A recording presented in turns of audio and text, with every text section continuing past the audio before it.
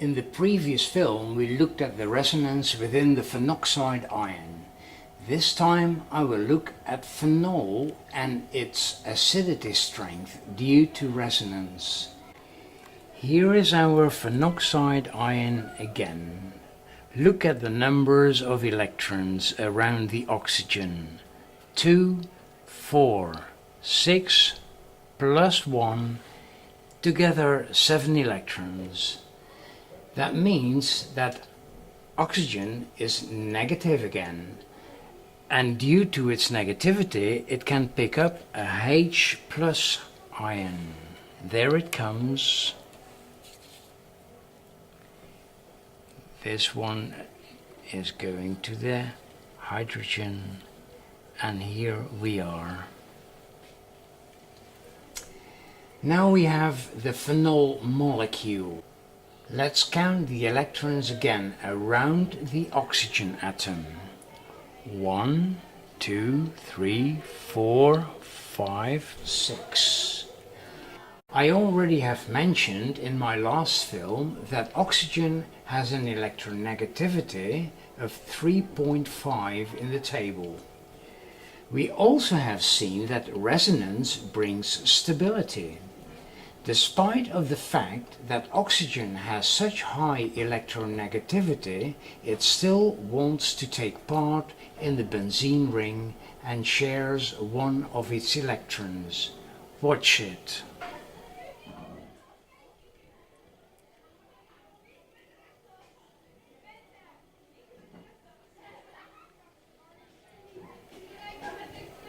You can see the electron moving further away from the oxygen atom.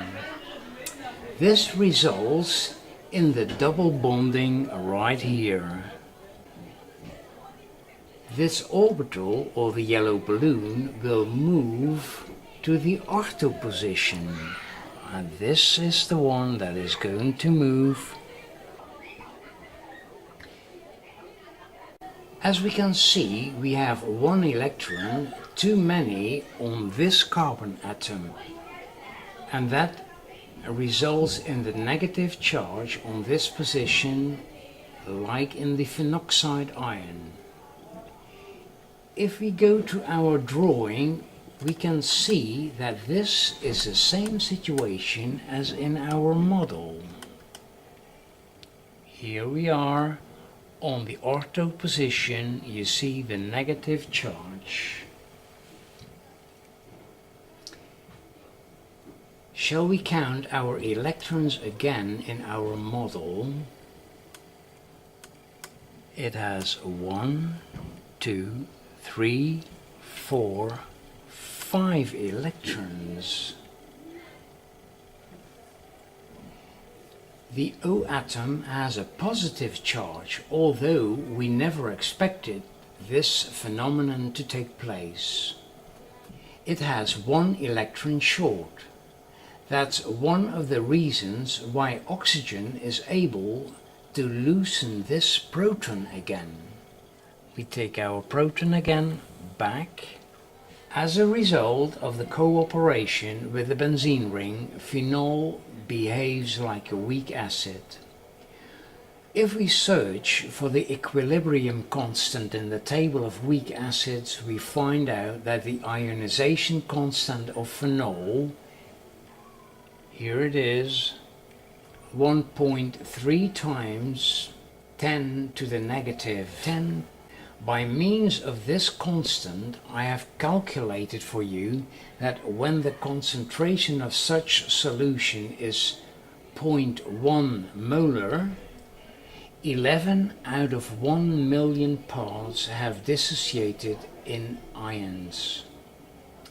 This entails similarly that if we have a 0.1 molar solution of sodium phenoxide, that 11 out of 1 million particles will pick up a H+ and form phenol molecules and hydroxide ions. So here we see that our H+ coming back into our picture and phenol is formed again.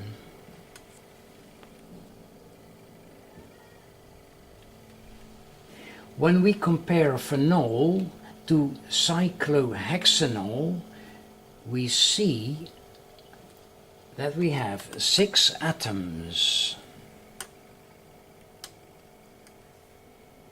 But we have 11 hydrogen atoms in the ring. When we dissolve this in water, it also forms hydronium ions, and it's an ion.